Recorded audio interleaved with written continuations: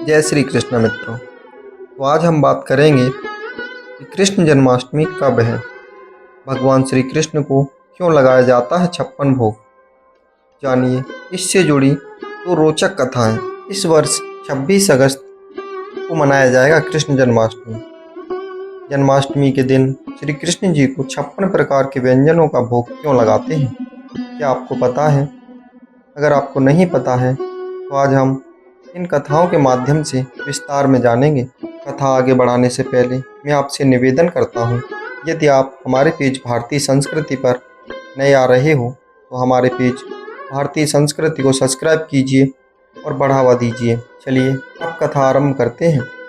सनातन धर्म में श्री कृष्ण जन्माष्टमी का विशेष महत्व है।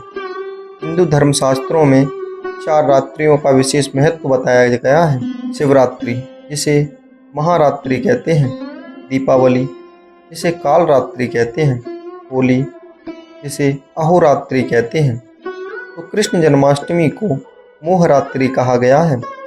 श्री कृष्ण जन्माष्टमी से संबंधित कई कथाएं प्रचलित हैं, जैसे भगवान श्री कृष्ण जन्म के संयोग मात्र से ही बंदी गृह के सभी बंधन स्वतः ही खुल गए थे। सभी पहरेदार घोर निद्रा में चले गए।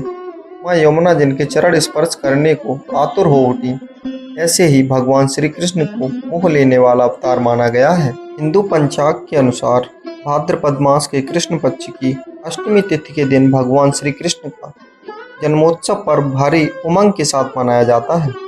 इस विशेष दिन पर रोहिणी नक्षत्र में भगवान श्री कृष्ण की उपासना करने से जातक को विशेष लाभ प्राप्ति होती है। हर साल भाद्रपद माह की कृष्ण पक्ष की अष्टमी तिथि को मनाया जाने वाला श्री कृष्ण जन्माष्टमी पर्व इस वर्ष 26 अगस्त को मनाया जाएगा।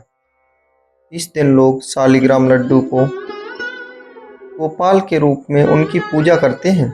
कुछ व्रत उपवास रखकर श्री कृष्ण से विशेष प्रार्थना करते हैं। वहीं जन्माष्टमी के दिन श्री कृष्ण जी को 56 प्रकार के व्यंजनों का भोग लगाते हैं। कई लोगों के दिमाग में ये सवाल है कि आखिर 56 भोगी क्यों चढ़ाते हैं। इसका जवाब बहुत कम लोगों को मालूम है। दरअसल इसके पीछे 2 रोचक कथाएं जुड़ी हुई हैं, जिसके बारे में मैं आपको कथाओं के माध्यम से समझाऊंगा। चलिए, इससे पहली कथा प्रचलित है। एक बार गोकुल की गोपियों ने कृष्ण को पति रूप में पाने के लिए 1 माह तक लगातार यमुना नदी में स्नान किया और माता कात्यायनी की पूजा की, ताकि श्री कृष्ण उन्हें पति रूप में मिले। जब ये बात कृष्ण को पता चली तो श्री कृष्ण ने सभी गोपियों को उनकी इच्छा पूर्ति होने का आश्वासन दिया। इसी से खुश होकर गोपियों ने श्री कृष्ण के लिए अलग अलग 56 प्रकार के व्यंजन बनाए। इसी से जुड़ी दूसरी कथा प्रचलित है।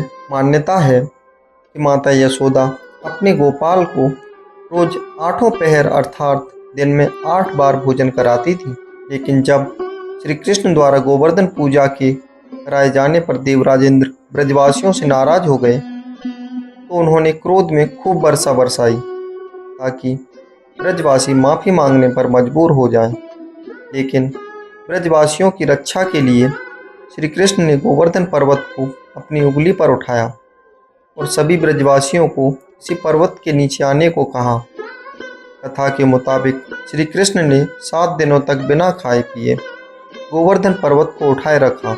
जब इंद्र को अपनी भूल का एहसास हुआ तो उन्होंने खुद क्षमा मांगी।